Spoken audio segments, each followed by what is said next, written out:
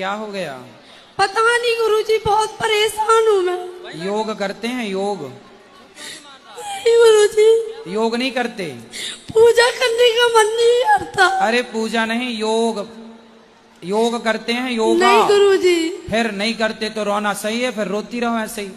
भागवत देखती हूँ गुरुजी, भागवत आपकी। देखती हो, ठीक है, पर योग करो। बीमारियों से बचना है तो योग आसन, सूर्य नमस्कार की 12 आसन है। सवेरे सवेरे जाग कर थोड़ा योग करो, खान पान ठीक करो, रोने गुरुजी से काम अपना ना होगा। आशीर्वाद दो मुझे।